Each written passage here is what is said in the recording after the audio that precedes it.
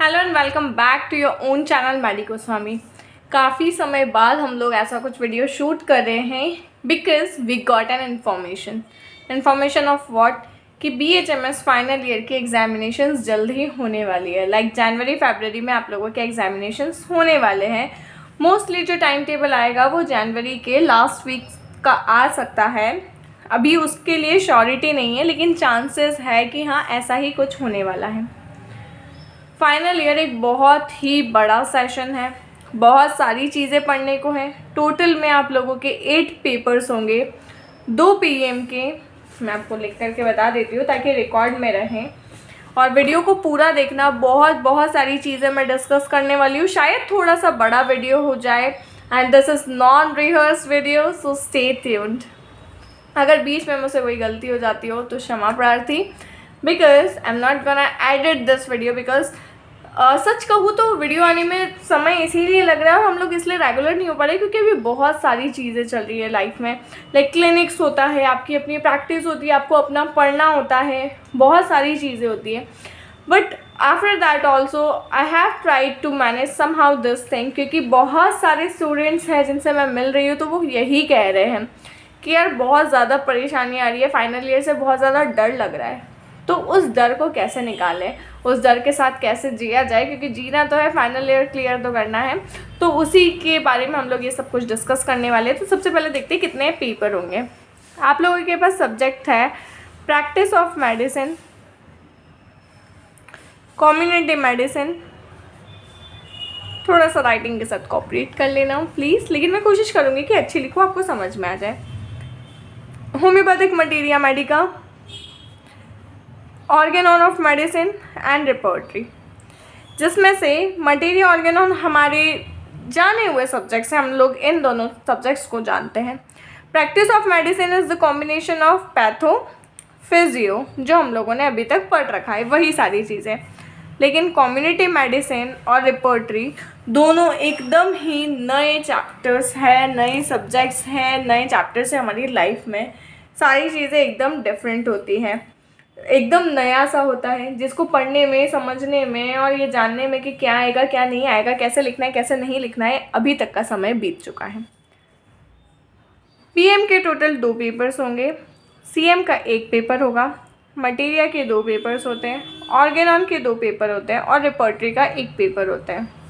जिसमें सबसे पहला पेपर होता है PM फर्स्ट का, फिर PM second. PM is practice of medicine और CM इज़ कम्युनिटी मेडिसिन, जिसको PSM भी कहा जाता है, तो कंफ्यूज नहीं होना है।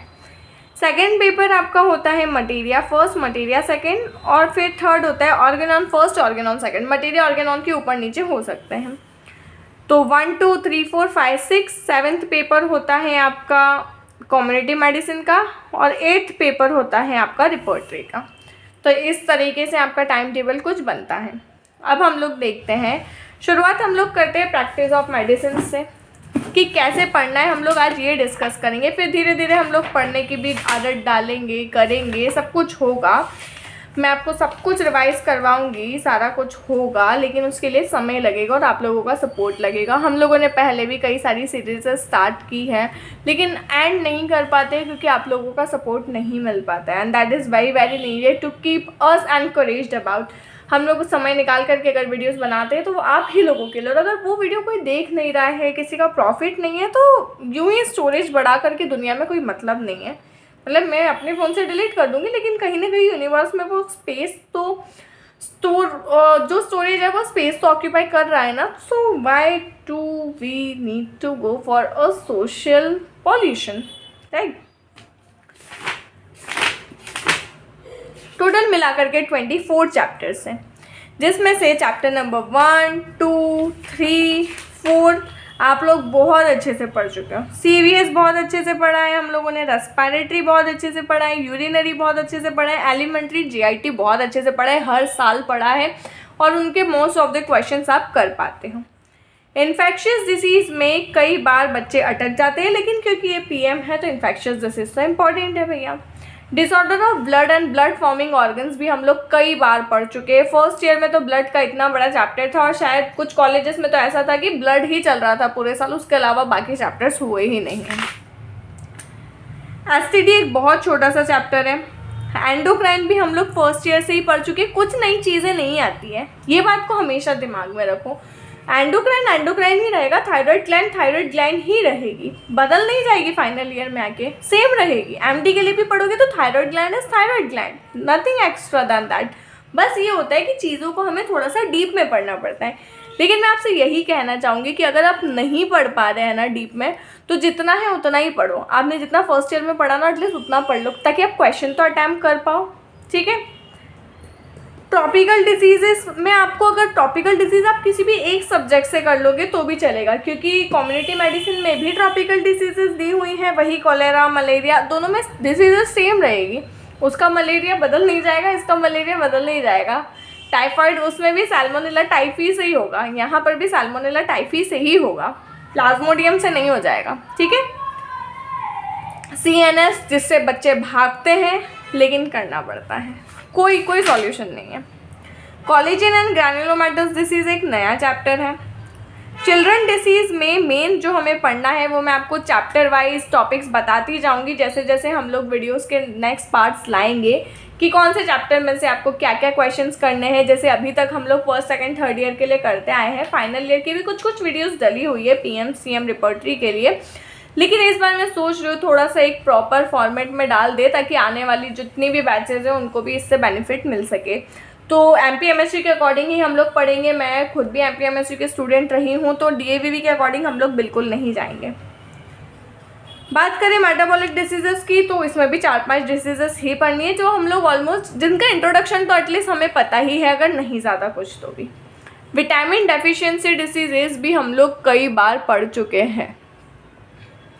स्किन डिसीजेस थोड़ा सा नया है, कुछ डिसीजेस नई ऐड हुई हैं, और जो कि प्रैक्टिकल पॉइंट ऑफ व्यू से भी काफ़ी ज़्यादा इंपॉर्टेंट है। Diseases of bones and joint वही है, गाउट वही है, रिमेटिज्म, पैगेट डिसीज वगैरह सब कुछ वही है। थोड़ा सा मैं साइड ऑन कर देती हूँ ताकि थोड़ा सा और स्पेस मिल सके और हम लोग ईजीली चीज़ों को डिस्कस कर पाएँ, राइट।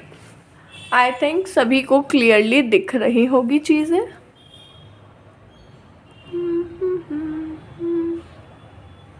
थोड़ा सा कोऑपरेट करना, क्योंकि अभी सेटअप इतना अच्छा नहीं है हमारे पास।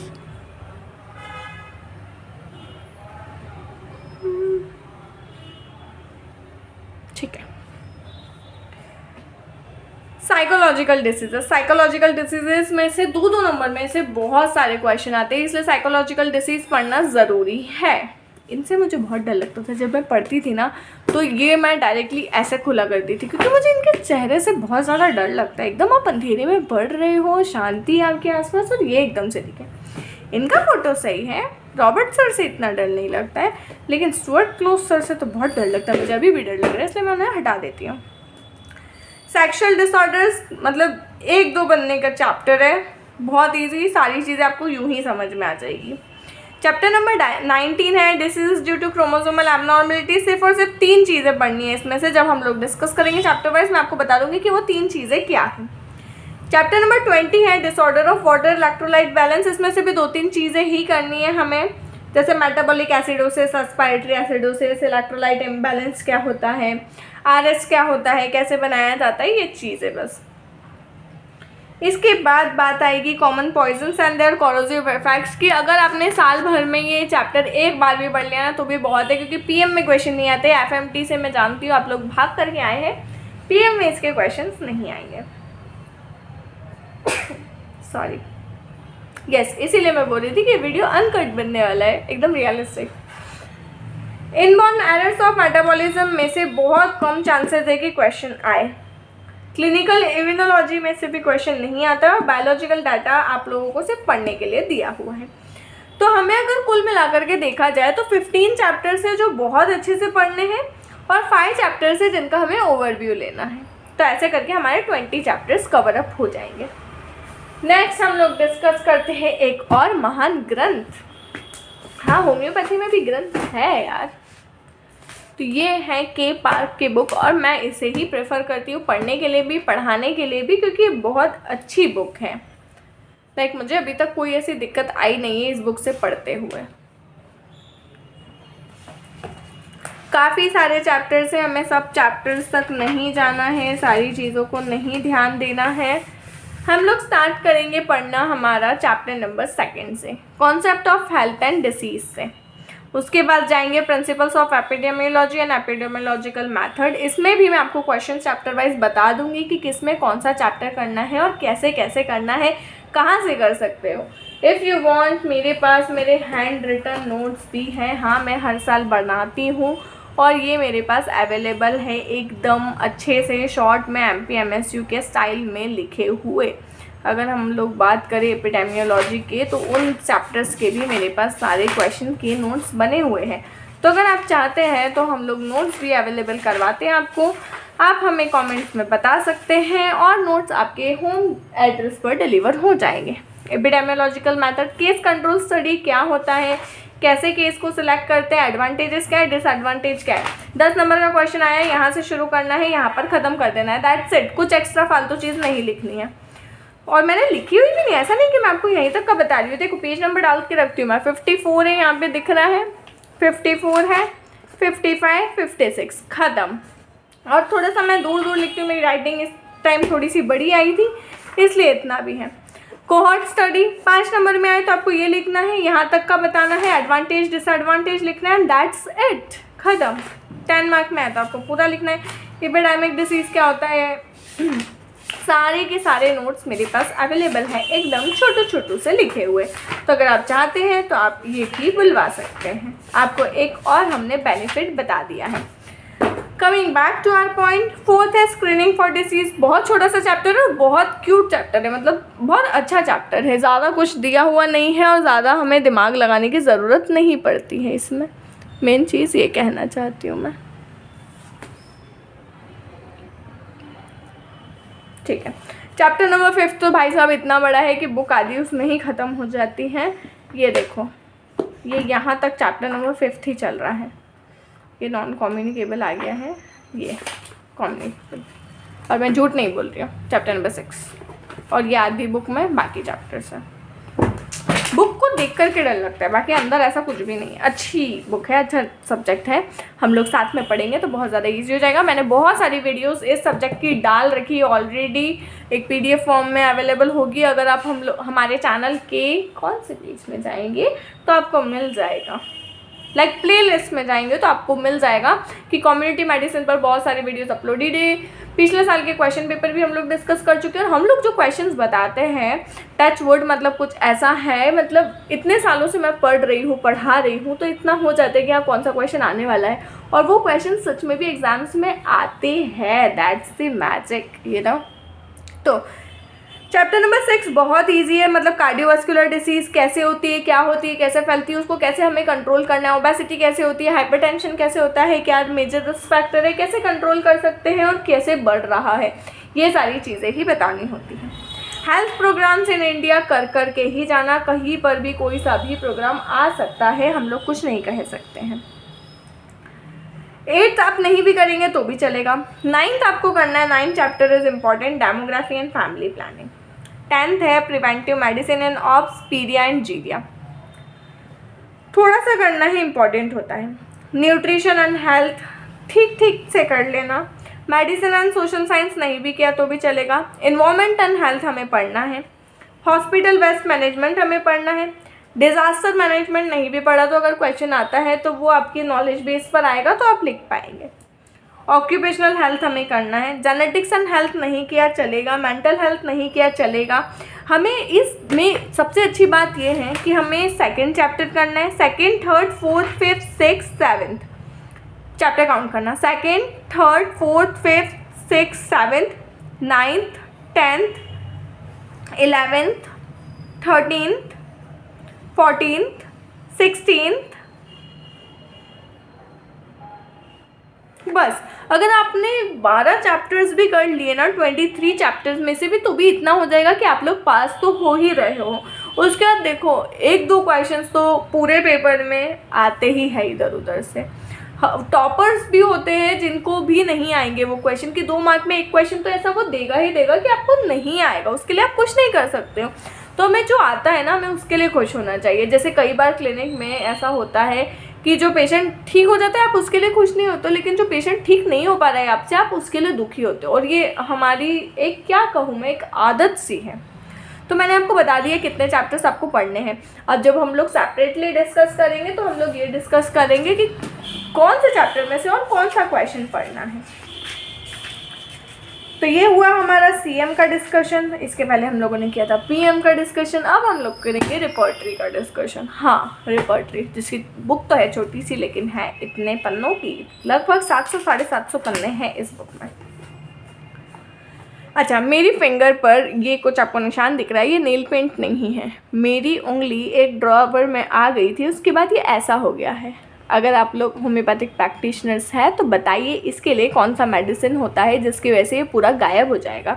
Let me note down in the comment section. Repertory एक बहुत वास्ट सब्जेक्ट है, पूरा की पूरा थ्योरेटिकल सब्जेक्ट है, लेकिन पढ़ना बहुत ज़्यादा इजी है। अगर आप लोग हमारे चैनल के साथ बने रहेंगे तो आई एश्योर यू कि अगर हम लोगों ने एक साथ सीरीज़ चलाई तो 8 दिन में आपका रिपोर्टरी ऐसा हो जाएगा कि आप उंगलियों से रिपोर्टरी बताने लग जाएंगे कि अरे ये रिपोर्टरी इतने में आई थी।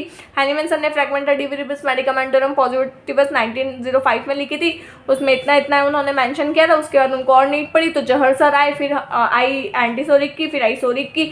बोनिंग-हसन सर ने दी। फादर ऑफ रिपोर्टरी कौन है? तो बोनिंग-हसन सर है। फिर किसने कौन सी रिपोर्टरी बनाई? कैंट सर ने क्या लिया, किसका क्या कंसेप्ट है, ये सारी की सारी चीज़ें आपको बहुत अच्छे से आ जाएगी कि बैरिज क्या आई, कब आई थी, उसमें उन्होंने क्या दिया था, क्लासिफिकेशन ऑफ रिपोर्टरी क्या है, सारी की सारी चीज़ें बहुत ईजीली आ जाएगी। पार्ट फर्स्ट है रिपोर्टराइजेशन प्रिंसिपल एंड प्रैक्टिस, जो बहुत बहुत ज़्यादा ईजी है। मतलब मुझे नहीं लगता कि ये पार्ट में किसी को भी कोई प्रॉब्लम होगी या रिपोर्टरी उठाई होगी तो कम से कम इतना पार्ट तो पढ़ ही लिया होगा। तो इतना पार्ट पढ़ा है मतलब आपके 10-20 नंबर कंफर्म हो गए हैं, क्योंकि इसमें से क्वेश्चन आते हैं कि रिपोर्टरी क्या है, रिपोर्टराइजेशन क्या है, नीड क्या है, यूज़ क्या है, लिमिटेशन क्या है, स्कोप क्या है, क्लासिफिकेशन क्या है, मैथड क्या है, टेक्निक क्या है, प्रोसेस क्या है। इसमें से 2-4 क्वेश्चन तो आ ही जाते हैं। सेकेंड आता है स्टेप ऑफ रिपोर्टराइजेशन, जिसमें आता है केस टेकिंग, रिकॉर्डिंग, प्रॉब्लम क्या है, टोटलिटी कैसे बनानी है, ये सब आता है। तो केस टेकिंग तो हम लोग जो पढ़ते आ रहे वही है, कुछ नहीं बदलेगा, सेम रहेगा। देन एक पूरा का पूरा अप्रोच दिया हुआ है केस टेकिंग पर, इसमें से 1-2 क्वेश्चंस आते हैं। फिर आता है केस प्रोसेसिंग, कि आपने केस ले तो लिया है, अब उसको आगे कैसे बढ़ाओगे। फिर इसमें वही आ जाता है सिम्टमेटोलॉजी और टोटलिटी ऑफ सिम्टम। फिर रेमेडी कैसे सिलेक्ट करेंगे और एक केस को कैसे सिंथेसाइज करेंगे। अब मेन मुद्दा शुरू होता है पार्ट सेकंड से, जो है रिपोर्टरी प्रॉपर, मतलब रिपोर्टरी कैसे बनना शुरू हुई, कब आई, किसने दी, उसके बाद कैसे आई, किसको पहला आइडिया आया, किसने क्या किया क्या नहीं, सारी चीज़ें। अर्ली रिपोर्टरी, जिसमें आएगी हैनीमैन सर की रिपोर्टरी, बोनिंग-हसन सर की, बोनिंग-हुसैन भी बोलते हैं बहुत सारे लोग, लेकिन करेक्ट प्रोनाउंसिएशन है बोनिंग-हसन। फिर आई टीपीबी आई, फिर बीबीसीआर आई, जहर रिपोर्टरी आई, कॉन्कॉर्डेंस आई by Knerr and Gentry sir. फिर मिडिल टाइम रिपोर्टरी आई। मिडिल टाइम रिपोर्टरी में कैंट रिपोर्टरी को हम लोग ज़्यादा इंपॉर्टेंस देते हैं, तो हमें उसे ज़्यादा अच्छे से पढ़ना है। कैंट रिपोर्टरी है, बीबीसीआर है। उसके बाद आ जाते हैं कंपैरिजन इन तीनों रिपोर्टरीज का, वो लास्ट में दे रखा है चैप्टर नंबर 4 में। थर्ड में आती है मॉडर्न रिपोर्टरी, जिसमें हम लोग पढ़ेंगे synthesis, complete, homeopathic medical repertory और सिंथेसिस। इन पर ज़्यादा ध्यान देते हैं। चाइल्ड रिपोर्टरी वगैरह पर हम लोग इतना ध्यान नहीं देते हैं, और नहीं भी देंगे तो भी चलेगा। फिर बीबीसीआर, टीपीबी और कैंसर की रिपोर्टरी में हमें एक डिफरेंस बनाना है, और कुछ कुछ रिपोर्टरीज है जो उन्होंने बता दिया, हाँ ये रिपोर्टरी इस चीज़ के लिए है, जो इम्पोर्टेंस नहीं रखती है आपकी एग्ज़ाम पॉइंट ऑफ व्यू से। हम लोग डिस्कस कर रहे हैं एग्ज़ाम पॉइंट ऑफ व्यू से ही सारी चीज़ें। फिर है क्रॉस रिपोर्टराइजेशन। फिर है क्लिनिकल रिपोर्टरीज की बैल का डायरिया है, मिंटन का यूट्रस है, एलन का फीवर है और रॉबर्ट का रिमेटिक रेमेडीज है। फिर आती है कार्ड रिपोर्टरी की, कार्ड रिपोर्टरी कब आई, किसने दी, जुगल किशोर सर ने कब दी, फाटक सर ने कब दी, शर्मा सर ने कब दी, ये सारा हमें पढ़ना होता है। फिर आती है कंप्यूटर रिपोर्टरी। कंप्यूटर रिपोर्टरीज पर भी एक न एक क्वेश्चन तो आता ही है, और ना आए तो वाइवा में तो पूछ ही लेते हैं। फिर पार्ट थर्ड में आता है relationship, homeopathic materia medica, organon repertory का, केस रिकॉर्ड क्या होते हैं, एनामनेसिस क्या होता है, केस की क्यूरेबिलिटी कैसी होती है, रिपोर्टरी क्या होता है, रूब्रिक क्या होता है, रूब्रिक कैसे बनाया जाता है, क्रॉस रेफरेंस क्या है, डायथेसिस क्या है, थर्मल क्या है, टेम्परामेंट क्या है, इन सारी चीज़ों को हम लोग डिस्कस करते हैं। उसके बाद पार्ट 4 में जो भी पायनियर्स है, जो भी कॉन्ट्रीब्यूशंस रहे हैं होम्योपैथ्स के, उनके बारे में हम लोग पढ़ते हैं, उनकी लाइफस्टाइल के बारे में पढ़ते हैं। फिर दी हुई है छोटी सी बिब्लियोग्राफी, जिसे आप नहीं भी पढ़ोगे तो भी चलेगा, और ये वाला में भी आपको सिर्फ इंट्रोडक्शन पढ़ लोगे तो भी चलेगा। फिर और हम लोग डिस्कस करेंगे तो मैं बताऊंगी कितने क्वेश्चंस इंपॉर्टेंट है। लगभग रिपोर्टरी में क्वेश्चंस हो जाते हैं अच्छे खासे, अगर 2 नंबर 5 नंबर 10 नंबर के मिलाए जाए तो क्वेश्चंस है, तो और हम लोग डिस्कस करेंगे। तो ये 3 मेजर सब्जेक्ट्स हुए। उसके बाद आते हैं हमारे ऑर्गेनॉन के तद्दू, मतलब हमारे हैनीमैन सर। अब ऑर्गेनॉन देखने को तो इतनी छोटी सी बुक है, लेकिन अगर इसको पढ़ने जाएंगे हम लोग तो इसमें 3 बुक्स A.K. दास की आती हैं, और बाकी आती है हमारी 3 फिलोसॉफी की बुक। फिलोसॉफी पर देखा जाए तो क्वेश्चन नहीं भी आता है, और आए तो 2-3 क्वेश्चंस एक साथ भी आ जाते हैं। कैंट सर की फिलोसॉफी के हमने मतलब चैप्टर्स के बना रखे हैं नोट्स। मैं आपको एक ग्लांस दिखाती हूँ कैसे। ये देखो, जैसे कैंट सर ने लेक्चर्स दे रखे हैं उसके अकॉर्डिंग मैंने लिख रखे हैं। जैसे कैंट सर का फर्स्ट चैप्टर है द सिक, तो द सिक उन्होंने इतने सारे पैराग्राफ्स में, इतने सारे पेजेस में समझा रखा है, तो उसको मैंने एक पॉइंट्स में लिख लिया था। यहाँ पर चैप्टर 2 स्टार्ट हो रहा है और द सिक मैंने इतने से पॉइंट्स में लिख लिया था कि उनको कैसे एक्सप्लेन करना है, कि अगर आया the sick according to doctor Kent तो हम लोग लिख पाए। फिर highest ideal of cure according to doctor J.T. Kent आया तो हम लोग लिख पाए, कैसे लिखना है, क्या करना है। तो ये सारी चीज़ें भी अवेलेबल है, तो इसमें मैं पढ़ाऊँगी भी, ऐसा नहीं है कि मैं नहीं पढ़ाऊँगी। जब हम लोग रिपोर्टरी को डिस्कस करेंगे तो ये सारी चीज़ें भी मैं आपको बताऊँगी कि कैसे लिख सकते हो आप, क्या क्या इंपॉर्टेंट आपको याद रखना है। तो चैनल के साथ आपको बने रहना पड़ेगा इन सारी चीज़ों के लिए। तो इन तीनों को भी पढ़ना आप शुरू कर दीजिए।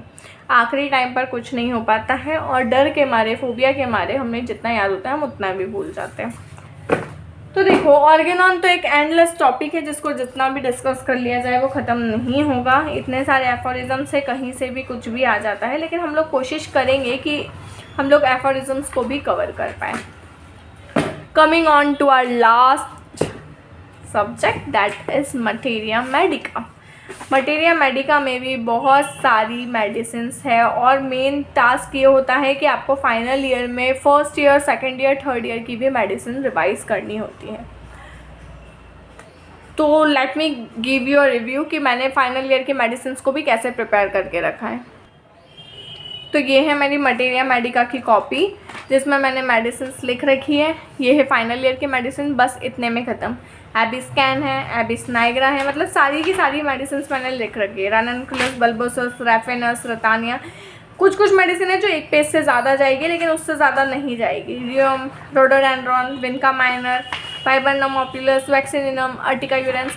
तो सारी चीज़ें, ताकि रिवाइज करने में आपको ऐसा ना लगे कि हमें बुक से करना है तो इतना सारा करना है। आधे से 1 पेज में आपकी पूरी की पूरी मेडिसिन जो है वो रिवाइज हो जाएगी।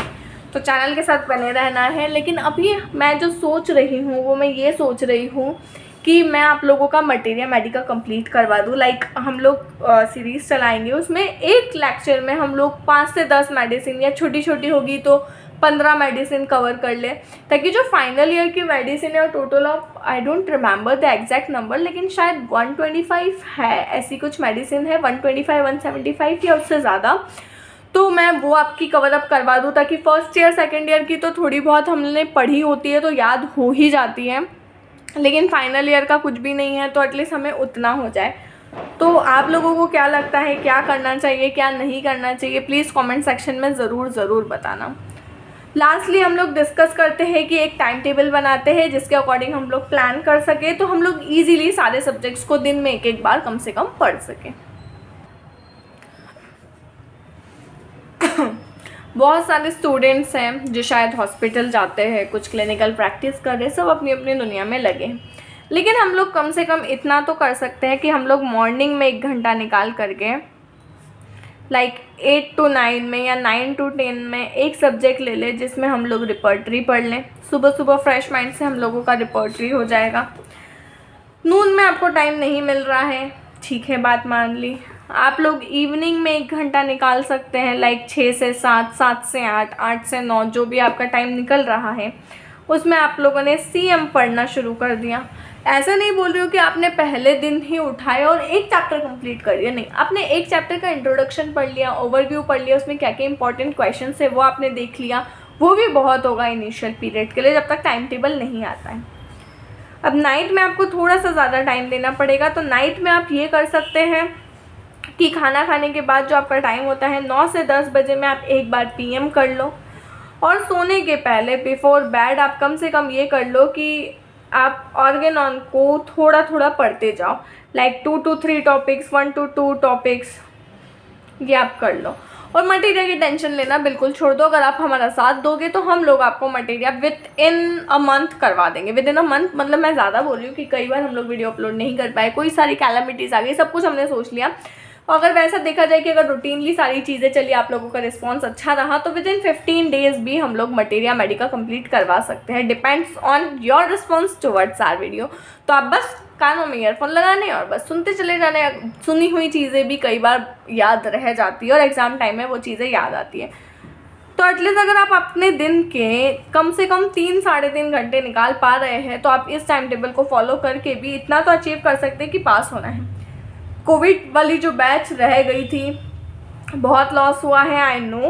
तो आप लोगों में जो बैक वाले स्टूडेंट्स हैं उनका भी काफ़ी समय चला गया है, जो like first year second year में जिनको बैक लगा था और अभी फाइनल ईयर एग्ज़ाम में, तो काफ़ी लंबा समय हो गया है। तो हमें ये स्ट्रैटेजी से पढ़ना है कि हम लोगों को पास होना है। बाकी जो टॉपर्स है वो तो कर ही रहे ना अपना काम, हमें अपना काम करना है। तो कैसा लगा वीडियो कमेंट सेक्शन में ज़रूर बताना। वीडियो को लाइक करना, शेयर करना अपने दोस्तों के साथ, थोड़ा उनका भी भला हो जाए, थोड़ा आपका भी भला हो जाए। चैनल को सब्सक्राइब करके ज़रूर रखना। और अगर कोई चेंज चाहिए आपको कि नहीं ऐसा नहीं ऐसा करते हैं, ऐसा नहीं ऐसा करते हैं, feel free to share your views in regards to this topic, क्योंकि हमें पास होना है। और आप लोग जितना अच्छे से रिस्पॉन्स दोगे उतना अच्छे से हम लोग आपको ट्रीट कर पाएंगे, उतना अच्छे से हम लोग चीज़ों को और ला पाएंगे। क्योंकि मैं पहले पढ़ती हूँ, फिर उसको ईजी बनाती हूँ, फिर बताती हूँ, तो मुझे और अच्छा लगता है कि अगर कोई कहता है तो मुझे। इसलिए प्लीज़ कमेंट्स करिए और वीडियो को लाइक ज़रूर कीजिए। Thank you for watching the video.